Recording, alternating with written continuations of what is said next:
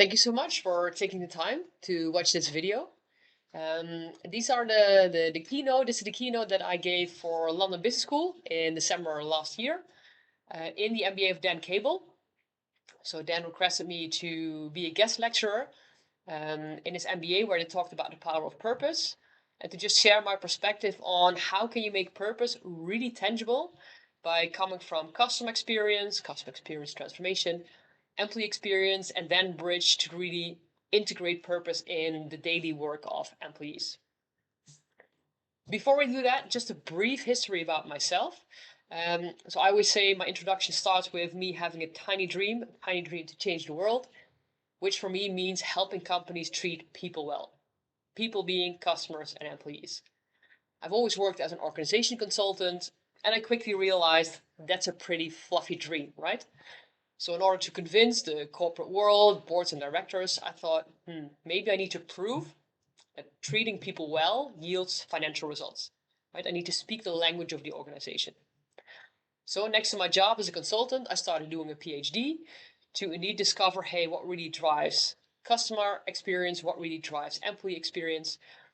Created methodology based on that, wrote a book about it, and the last couple of years, I've been working with amazing companies to bring my baby, my methodology, to literally 25 countries, from Tokyo to Argentina, Middle East, Europe, and everything in between. So far, if you talk about purpose, definitely really grateful to be living my dream. Okay, let's dive in. So the key aspect of my vision since those 25 years, right, ever since I started thinking about this topic, is to help companies become more human-centric. Here again, right, it can be super fluffy. What does human centricity mean? But once you get to know me a bit better, you will see that I'm a very pragmatic person, right? I like to use science to back things, to have big impact, but then to make it really tangible, prove in the short term that things work, right? Because I think that's the only way to get traction and to really convince companies to embrace it. So in my perception, there are three types of organizations, as you can see on this slide. You have product-centric companies, and I would say 95% of companies still have that system, right, of product centricity. It was created 100 years ago when companies started growing really fast, industrial revolution. They needed to control their company. And at that time, Frederick Taylor, he created something called scientific management. And that's the time when KPIs were created. That's a time when task steering was created. Right, so it's really a control-based, in essence, kind of a fear-based system, which has brought us a lot, right? A lot of companies grow really fast in those last 100 years. But in this super fast changing world, a system of control and of fear is not really one that helps to be agile, for employees to experiment. So it's becoming less and less effective. So around 30 years ago, companies start thinking, maybe it's also a good idea to start understanding what our customers want. So that's where customer centricity and CRM first and then CX started. And I would say almost all companies want to be here, right? There's not a company that says, customer centricity, I don't care. But at the same time, a lot of companies are struggling, right? How do I actually do this?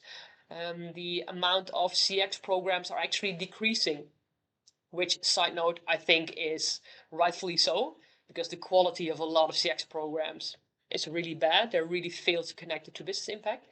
But you can find plenty of podcasts on those topics. And then luckily nowadays more and more companies are realizing, yes, customers matter, but hey, employees are just as important. So for me, a human-centric organization ensures that they put three pillars back into the heart of the organization, right? Put back a focus on customers, employees, and purpose. And again, this could be like a 10-year super abstract culture transformation. So my puzzle, my challenge in the last 25 years has been how can I facilitate that transformation with a lot of fun, a lot of energy, with measurable results in the short term, right? So that's been my own personal journey. So for me, when you look at those three pillars, right, customer, employee, and purpose, for me, there's an order to the three, right? For me, there's a conscious reason why I mention them in that specific order. Because when you start talking about purpose, just out of the blue, it can be really, again, abstract and vague and also a pretty heavy topic sometimes. So what I've noticed is that if you come at it through customers and employees first, then you have a really smooth transition. So why am I saying that? Because right now, after doing the research on what matters most to customers across 25 countries, very different cultures, very different sectors, every time, both B2C and B2B, the number one driver is this human aspect. Give me personal attention. Be there for me when I need you. Understand my company's culture. Treat me with respect. Right, so we've been able to prove, right, with this scientific approach that I created, we can now prove with hard data that we can say, hey, this human aspect is 3 times more impactful on NPS or satisfaction, meaning that it will accelerate your financial impact 3 times faster than, for example, focusing on, I don't know, digital UX, more transactional stuff. So that's the first one, right? We've been able to prove with hard steerable information, the human aspect of customers is the number one. And when you can prove that, this human aspect is immediately connected to the sense of meaningful work of employees. Because this human aspect was once the reason why they chose to work for a company like Zane, a company like Randstad. Right? Every person wants to have an impact on another human being. And of course, most companies have sort of lost track of, their own purpose, right? Their own meaning due to sales targets, due to production targets. And I'm not saying that you should remove those. I am saying that you need to add back the layer of, okay, but why are we doing this, right? What is the meaning? Am I experiencing meaningful work in my daily, my daily activities? So a lot of employees are really excited and energized when they see hard proof that this human thing that energizes them most is also the thing that matters most to customers. Right now we can start working together and blending CX and EX together. Meaningful work is then an easier bridge, as I mentioned, to going a bit deeper and talking about purpose. Right? So what's your own personal purpose? What's the company's purpose? And can we connect those? Right? If you already understand, hey, this is what matters to customers, this gives me more meaning in work, then going the next level is easier than just out of the blue start talking about purpose. And so for me, one of the most fulfilling responses that we got when we do these programs with employees is that they are saying to us, hey, this makes my work more fulfilling. Right? To me, that's connected to my own personal sense of purpose, why I do this for 25 years. So I'm going to walk you through those 3 pillars, starting, as I mentioned, with the customer pillar. So maybe you know this graph, this picture. This is based on the Kano model, where science has proven that there are topics that are sort of basic topics, hygiene, which means that when you do them really bad, customers are super unhappy. But when you do them really well, yeah, they rate you a 7 because they expect this, right? So these are not the topics that will bring you to a 9 or 10. Then on the top side, you have topics that if you don't have them, they don't really care, customers. But if you do have them and you do them well, that's what will make me, shout from the rooftop, you really need to buy from company XYZ. Now, the difference often between these 2 types, right, the basic hygiene and the differentiators, the wow factors, is that let me guess that if you're listening, that your organization is probably working on digital transformation, making things super easy, making things super fast, making things super clear. These are all very transactional stuff. Again, I'm not saying you should not do those, but I am saying be aware that too many companies also think that those are the differentiators. Right, so yes, you need to make sure that you're on par with all the digital elements, for example, and that things don't take 5 weeks. But it's not what will give you the 9 or 10. Right, so on the basic elements, it's the transactional stuff. The wow factor, the satisfiers, are almost always on the emotional side. So that's where customers want you to differentiate, but also the plus side is when you do that well, it's super difficult to copy by competitors. right? Competitors can easily see what you are doing on the app, what you are doing on the website, your pricing, right? They can also copy that. But it's really hard if you are able to really get this emotional culture, that employees are really focused on customer needs, then that's not something that you can just copy in an instant, right? That takes time to create that culture. So what have we seen? What matters most is, okay, how do you figure out, what are those wow factors? What are really the differentiators, and how big is the difference in impact?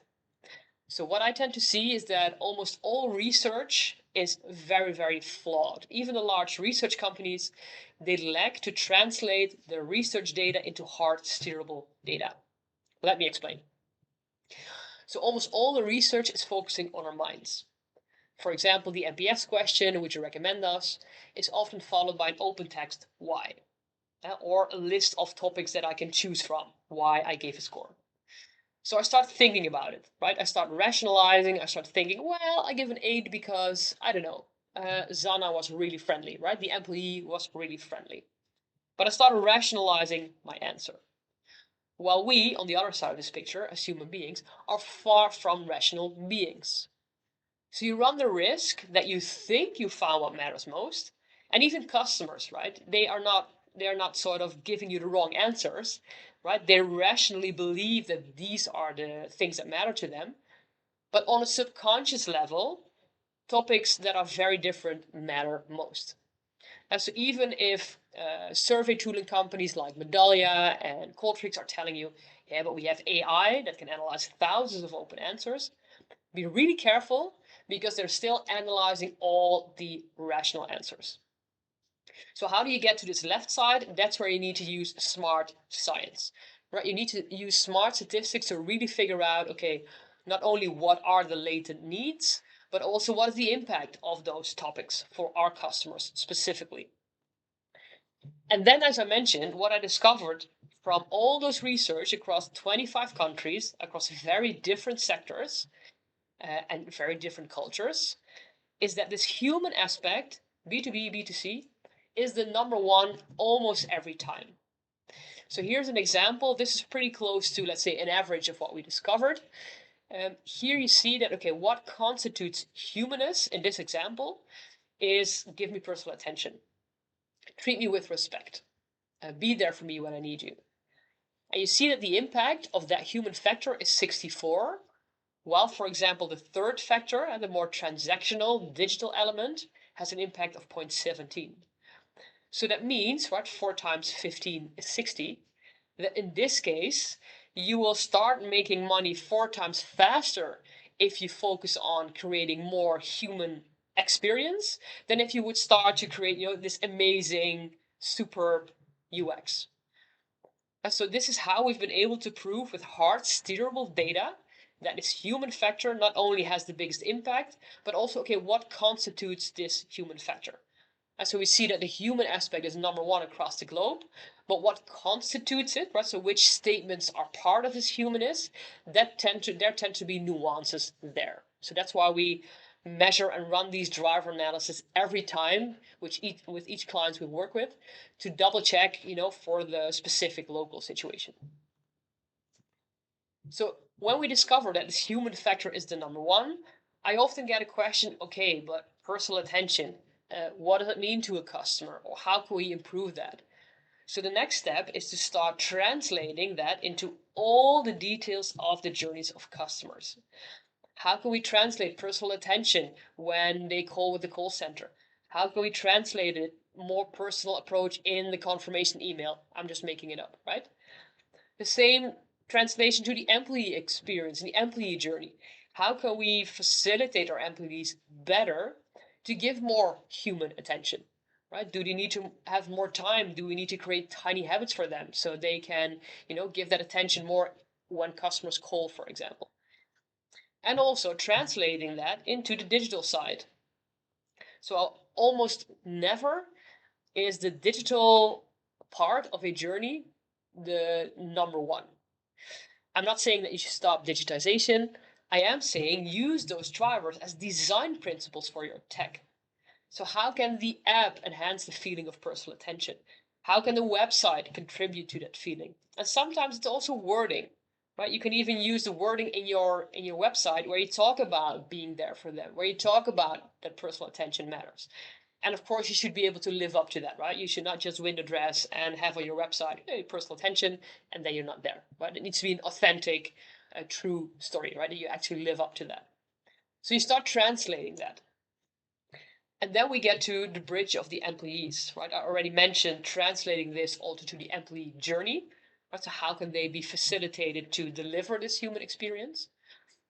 But also, what we do is with the statistical techniques that I just shared on the customer side, we use exactly the same technique on the employee side to figure out, okay, also this fluffy thing called employee engagement. What are the hard, steerable topics that we can address to enhance the emotional engagement of employees? So I created a survey that covers the 3 pillars, right? The customer, employee, and purpose pillar, to then figure out, okay, what really drives emotional engagement? And even to just double check, are these 3 pillars even covering sufficiently emotional engagement? Or is there a topic that's missing? So the good news is that yes, these 3 pillars have a very big impact on emotional engagement. You see here an explained variance of 57%, which from a scientific perspective is super high. So yes, right, we are capturing the topics that matter to employees for their emotional engagement. And emotional engagement are statements like, I feel proud to be part of company X. I care about the long-term success of company X. Right, so not the eNPS, not some transactional crazy made up index, no, the scientific way of measuring emotional engagement. Side note. So we see that the 3 actually have a good impact on emotional engagement. And you also see here, based on the size of the circles and the impact scores, that there's a great balance between the 3, right? Not one of them is like 4 or 5 times more impactful. No, you need to think about all 3 to optimally design for emotional engagement. So what does it mean? These are some fake examples because we run these driver analysis for each company, so the nuances can differ. But we saw across a few companies that it was relatively comparable. So when you look at company purpose, what are employees saying? Create a balance between focusing on short-term financials and longer-term purpose. Translate purpose into what we're doing with customers. So again, you see the link between customers, employees, and purpose. But also the second factor, right? My personal impact as an employee. I want that the organization understands my need to make an impact, right? How can I help you enhance your impact on your colleagues or on society or on customers? Being seen as an individual with my unique traits, and also, want to learn and experiment. So also having a leadership that's open to feedback and to try new things and to give me space to try new things. And on the customer side, it's topics as, having an impact on the customer is part of my daily work. Or also when I'm not directly contacting customers, how can I as an engineer have an impact and, I don't know, visit, for example, nurses to see, hey, how can my software enhance their daily work? As you can always translate, even if I'm not customer facing, you can always translate the customer purpose, the customer needs into the daily work of employees. I know, right? The organization has shared the insights, for example, of the driver. So I know as an employee that personal attention matters. And I know how I can enhance giving personal attention. Right? So these topics are relevant for the emotional engagement of employees. When you look at this human factor, this tends to be a yes, you need to translate, as I mentioned, humanness in the journey of customers, in the digital elements. And most of the time, it's also connected to behaviors of employees. So that's why we use behavioral science. So I've been reading several behavioral science books, and for me, these 2, if you haven't read them, I would definitely advise you to do so, are the best. Because so for me, the yellow one is Alive at Work from Dan Cable. And he has looked from a neuroscience perspective, hey, how come so many employees have completely disconnected from work? Right? It's almost a level of apathy. And more importantly, how can you re-engage them? How can you reignite them? And tiny habits is a perfect scientific approach to create new behaviors, right? Because it's difficult to change our behaviors as a human. And one of the common topics that I came across all those different behavioral science books is that for transformation, playfulness is a key element. And what do you see most companies do? They fail, they lack to design for playfulness, to make it fun, to make it energizing, to embrace customer experience, to make it fun, to improve customer experience. Right, so we've used all these ingredients to design the most impactful way to translate the insights from customers and the sense of meaningful work for employees into, okay, but how can I actually do this in my daily work? So we do two things in parallel. One is playfulness, remember? So playfulness, what we do, we create a theme. We create an energizing theme that's connected to the brand, that's connected to the local situation. That's something where energies feel, hey, there's a buzz there, right? There's an energy there. And you can see we have had different topics, right? We've had OGs, original gangsters. We've had wave makers, angels, everyday heroes. So it's not about the topic as such. It's about choosing an energizing theme where employees feel, hey, this is really something different, right, than we were used to before. And then we run a campaign, a week-long campaign with short videos from the CEO, from a fellow call center agent, right, from 5 people that really have an impact on the organization. And the call to action of those emails is just, hey, want to make a difference as well, sign up. And then our goal is that at least 10% of employees voluntarily signs up, because then we create some mass. And in our case, every time we've reached 30 to 60% of employees signing up. So also here, and I will reference that later, there's this universal human thing, right? Yes, I've worked with very different cultures, but when it comes to these topics, what do customers need? What do employees need? A sense of purpose. They are so universal. We are so much more the same than we are different, right? So create a theme that people feel energized to be part of. They feel proud to be part of that. And then we translate those drivers that we discovered into very tangible habits, menus of tiny habits. So we have a menu for a call center employee with 10 habits connecting to their specific routine. Right? Whenever I hear a bleep in my ear, the new call is waiting, I think for 2 seconds, how can I give this person more personal attention? Just as an example, right? So we have a menu for different roles, right? For, let's say, the employees that have the biggest amount. So that's often call centers, that's often non-customer facing colleagues, people in the shops, right? So maybe 3 or 4 different roles, and also bridging to the role of leadership in successful transformation. We also create a menu for leaders, for team leaders, for senior management, for C-level. Because for me, also here, I've never met a leader that said, yeah, I don't really care about CX or EX. But they do tend to every time ask, well, what can I do, right? Help me with activities, with behaviors that I can embrace to facilitate the transformation. So here you have a few examples, right? So we create also a menu for them to choose from, and then we ask, hey, choose one habit that you'll be experimenting with for the next 6 weeks. Why is leadership so important? So for me, one of the questions I got from a previous keynote was, hey, we have several countries and they have several ideas about what constitutes customer experience. So can you also share like a definition, right, to create a common language?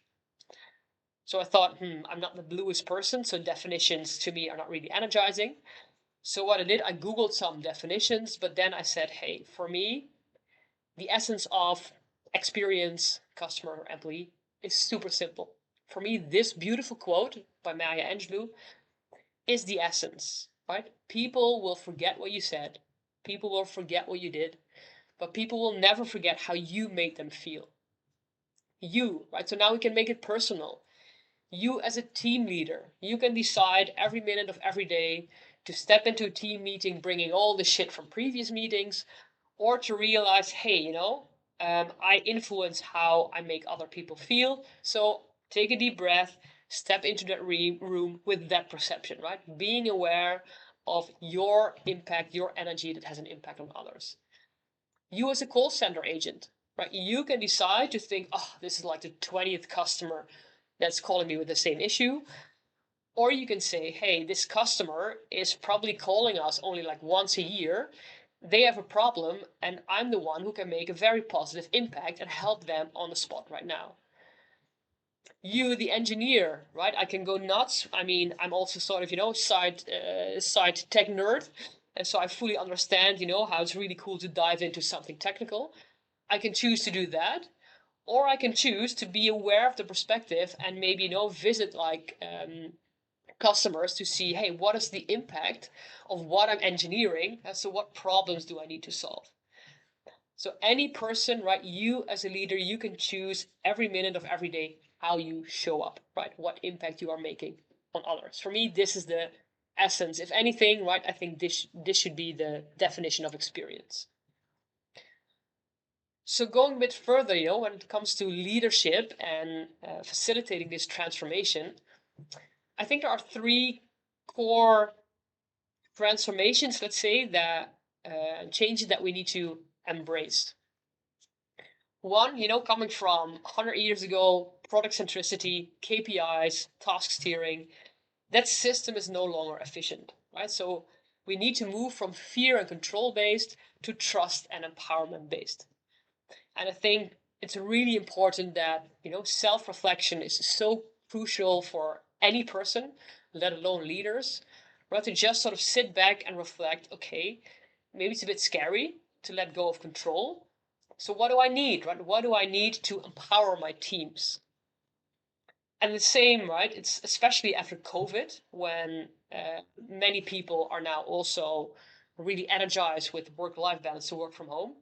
So managers don't see Zana sitting there for 8 hours a day checking the box. She is working.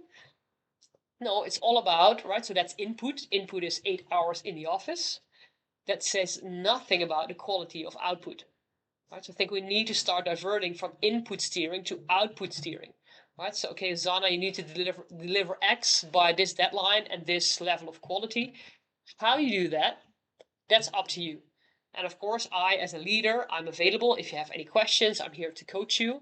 But I'm not going to tell you exactly these are the steps, the tasks, and by the way, you need to be in the office for X amount of time. Right? So I think that's another question to reflect on for you as a leader. If you feel, I don't really feel comfortable, what do you need, right? What do you need to feel comfortable in transitioning from input to output steering? Focus on the what, not the how. Especially if you're working with professionals, right? They know the how, right? They are the professional. There's a reason why they are working in your team. And then for me, last, but maybe even the most important one is, as I mentioned, right? Reflection time. The more things are changing outside of you, right? Crazy Speedy Gonzalez, AI developments, a transformation in your organization, maybe some market challenges, the easier it is to sort of lose yourself in those topics outside you, even, in topics that you cannot control. While I think, especially when things are changing so fast, it's really important to go inside, right? To reflect, hey, what is my sense of purpose? How do I want to show up? Am I really present, or am I texting like 10 people while I'm in a call with somebody else? For me, it's still crazy how many people I see do that, by the way. That's another dream, right? That I hope that people realize, the person that you're talking to can see that you're texting, right? I mean, for me, it's crazy that this has become normal to many organizations. Again, side note. Self-reflection, plan time for self-reflection, right? We're on this treadmill and people just forgot to stop, stand still, reflect, then accelerate, right? In that specific order. So for customers, we figured out what really matters most to them. Hard steerable information that tells us the human aspect is the number one. Employee pillar, that human factor directly connects to their sense of meaningful work. We can make it super tangible and translate it into habits, into their daily work, translate it into journey details, etc. And then if we want to go a bit deeper, right, we can take it to the next level. And first, let us share why purpose even matters. Right, so on the right, you see that the new generations, for them, purpose is way more relevant than, let's say, former generations. So they are actively seeking companies that want to make a difference in society, that are not window dressing, right, but they are actually sincere about making an impact on society, and they are proving that they are actually doing this. So that's one reason why purpose matters. The other one is that there's more and more proof, more and more science that is seeing the value of embracing purpose.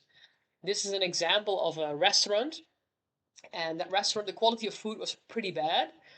And the one intervention, super low cost intervention that they did, was place a camera so that the people in the kitchen that were preparing the food, they could see the people that were entering the restaurant. Right? So now I can see who am I cooking for.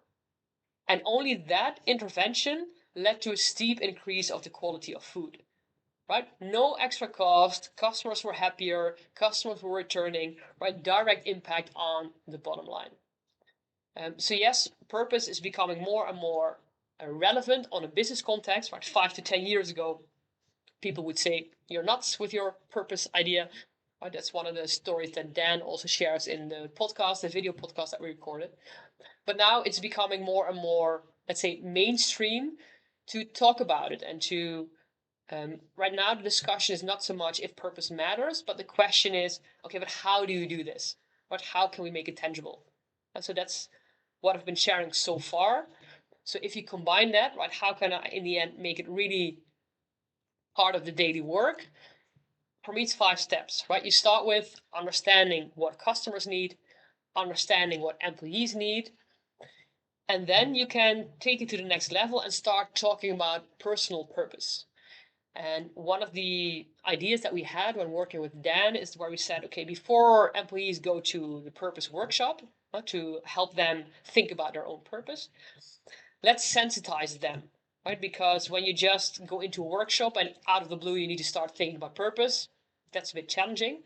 But when you start sharing a week before every day short, really concrete question that they already can reflect on, then the work in the workshop becomes way deeper, way more valuable. And so questions to make thinking about purpose again super concrete is, you see here the 5 questions that we used every day. Okay, so what makes you upset? What makes you angry about society? Because that is telling you something that you really care about. If you would have budget to make a documentary about a topic, what would it be about? Because that would also say something about what really matters to you. Right, so then again, you make this abstract thing called purpose more easy to digest. I can start reflecting on it, I can start becoming aware, and then the organization, for example, Zane facilitated this. I think it's beautiful if you, as a company, facilitate the process of employees discovering their purpose. So workshops where you help them through this process, and then once they discover this, then you can also start talking about, okay, how do you translate your personal purpose to the company's purpose? Because if I can connect the two, well, then you really start thriving. You create this magical energy, and the sky's the limit. Right. So also one of the things we did is use a survey to collect feedback from the employees. What is the current purpose? Does that energize you? Right. If you were able to change the, let's say the tagline, what would it be? Right. So then you also sort of co-create the capturing of the purpose of the organization. I think that's a really valuable and beautiful exercise to do. So, power of purpose, where we started with, figuring out that the human aspect for customers is the key differentiator. That brings more meaningful work to employees. Then you have an easy transition to go from meaningful work to even going a bit deeper into purpose. So as I mentioned, I also recorded a beautiful second podcast with Mr. Dan himself, where we dive a bit deeper into the topic.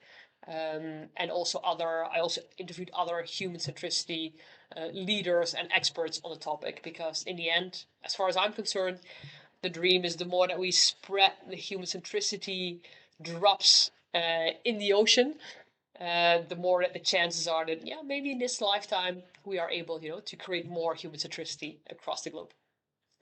So thanks so much for watching. I hope you found some inspirational new ideas, some energy there, and who knows, maybe I'll see you in the next one. Thank you. Ciao.